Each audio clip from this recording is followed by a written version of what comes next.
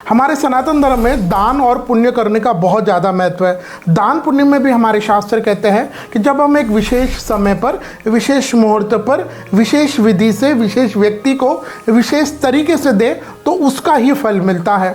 साल 2026 में एक बहुत सारी शंका, बहुत बड़ा कॉमन प्रश्न मुझे इंस्टा पर, व्हाट्सएप पर, ट्विटर पर बहुत सारे लोगों ने डीएम किया कि महाराज जी ये जो 14 जनवरी को मकर संक्रांति इस बार आ रही है, बहुत कन्फ्यूजन है क्योंकि मकर संक्रांति को हमारे यहाँ पर शास्त्र में विधि है कि यहाँ इस दिन खिचड़ा हम लोग बनाते हैं, खाते हैं। यह भी ऋतु अनुसार, ऋतु के परिवर्तन का समय है तो खिचड़ा हमारे स्वास्थ्य को अच्छा रखता है। लेकिन भगवान की ऐसी कृपा है कि इस बार 14 जनवरी को यह योग बहुत कम आता है, मतलब बहुत सालों के बाद इस बार ऐसा योग आ रहा है कि 14 जनवरी 2026 को आपको मकर संक्रांति का पावन पर्व है और इस दिन षटतिला एकादशी भी है। अब दिक्कत यहाँ पर यह आ रही है कि एकादशी के दिन हमारे शास्त्र कहते हैं कि इस दिन हमें अन्न का सेवन नहीं करना चाहिए। अन्न करके मतलब विशेष करके चावल का सेवन तो बिल्कुल नहीं करना चाहिए और खिचड़ा जो है वो अधिकतर चावल से बनता है। ये काफ़ी लोग इस दिन चावल का भी दान करते हैं मकर संक्रांति के दिन। अब देखिए, पहले हम ये समझें कि चावल आखिर हमें खाना क्यों नहीं चाहिए एकादशी को। यह अगर आप समझ गए तो मकर संक्रांति का जो डाउट है वो बहुत ईजिली आपको क्लियर हो जाएगा। और फिर मैं आपको बताऊँगा कि शास्त्रीय विधि के अनुसार हमें इस दिन क्या करें, इस कन्फ्यूजन को हम कैसे दूर करें। देखिए, एकादशी के दिन केवल हमें तन से स्वस्थ नहीं रहना है, केवल हमें तन को ही भूखा रहना ऐसे नहीं है। केवल भूखे रहने से भगवान नहीं मिलते। इस दिन हमें हमारे मन को भी, हमारे तन को, मन को, धन को, तीनों को जब हम संयम से रखते हैं तब हमें भगवान की भक्ति प्राप्त होती है। अब एकादशी के दिन, ये पवित्र दिन है, इस दिन भूखे रहने से तो ठीक है, लेकिन अगर हम चावल खाते तो चावल हमारी बॉडी में हमें बहुत ज़्यादा प्रोटीन्स देता है, हमें बहुत ज़्यादा शक्ति देता है, हमें बहुत ज़्यादा एनर्जी देता है। अब ऐसा है यहाँ है कि जब हमारे अंदर बहुत एनर्जी आती है तो आदमी फिर उसका मन संयमित नहीं रहता।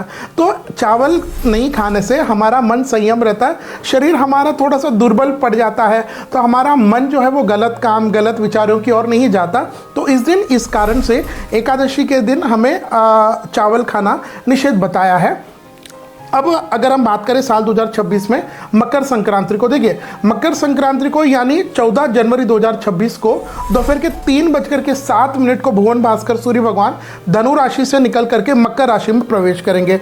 और जब सूर्य भगवान मकर राशि में प्रवेश करते हैं वहीं से हमारा ये पुण्यकाल, महापुण्यकाल, तेरुंडा, दान आदि जो देना होता है वह हम करते हैं। तो सबसे पहले हम ये समझते हैं कि साल 2026 में अगर मकर संक्रांति को आपको ये पुण्यकाल, महापुण्यकाल, तेरुंडा आदि कब करना है और फिर इस बार जो कष्ट, ये प्रॉब्लम आ रहा है, कंफ्यूजन आ रहा है, उसका क्या समाधान होगा उस पर हम चर्चा करते हैं। तो पहले पुण्यकाल की अगर हम बात करें तो पुण्यकाल का समय प्रारंभ हो जाएगा दोपहर के 3:16 से 5:58 शाम के। महापुण्यकाल का समय दोपहर के 3:16 से शाम के 5:02 और तेरुंडा दान आदि का जो समय रहेगा वह दोपहर के 3:16 से शाम के 4:48 के बीच में आप दान पुण्य जो भी करना है, जब सूर्य भगवान मकर राशि में प्रवेश करते हैं उसी को हम लोग संक्रांति मानते हैं। और उसके बाद ही हमें दान पुण्य, तेरुंडा, कल्पना जो भी करना है ये सारा करना चाहिए। अब आते हैं मुख्य विषय पर कि 2026 में इस दिन एकादशी, षटतिला एकादशी, यानी इस दिन तिल के 6 तरीकों से हमें प्रयोग करना चाहिए। तिल को हम स्नान में प्रयोग ले, हवन में प्रयोग ले, हम लड्डू का दान इस दिन करें, उपटन लगाए, तो ऐसे 6 तरह के अलग अलग प्रयोग इस दिन षटतिला का करना चाहिए। लेकिन अब इस दिन कहते हैं कि खिचड़ा भी खाना चाहिए, खिचड़ा दान में देना चाहिए, तो इससे तो हमारा एकादशी का व्रत टूट जाएगा।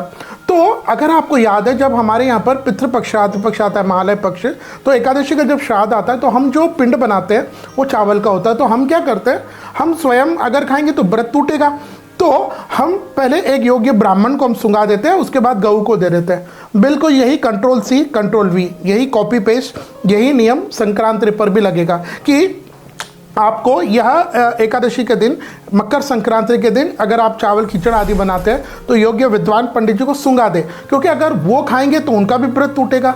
तो वो उनको आप सुंगा दें। उसके बाद जो भी आपको उन पंडित जी को दान पुण्य जो भी देना है, आपको तिल दे सकते हैं, आप ऊनी वस्त्र दे सकते हैं, फल फ्रूट दे सकते हैं, दक्षिणा दे सकते हैं, लाल मखमली वस्त्र दे सकते हैं, ऊनी वस्त्र है, हरी सब्जी है, जो पानी का जो रखने का पात्र होता है, ये सभी हमें इस दिन दान देना चाहिए। तो पंडित जी को आप वह खिचड़ा सुंगा दें, उसके बाद गौ माता को आप अर्पण कर दें।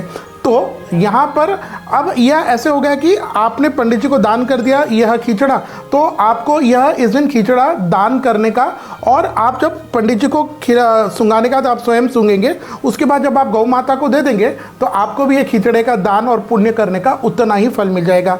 इसके अलावा और कोई मिथ में और कोई लॉजिक में, कोई क्रिएटिविटी वाले लॉजिक, केवल व्यूज़ और प्राप्त करने वाले वैसे लॉजिक पर बिल्कुल हम ट्रस्ट नहीं कर सकते। यह इस तरीके से हमें संक्रांति पर यह 14 जनवरी 2026 को दान पुण्य जब आप इस तरीके से करेंगे तो आपकी एकादशी का व्रत भी वह भी अक्षुण्ण रहेगा, टूटेगा नहीं, और मकर संक्रांति के लिए जो आपको दान पुण्य आदि करना है वह भी इस तरीके से करने से निश्चित पूरा माना जाएगा।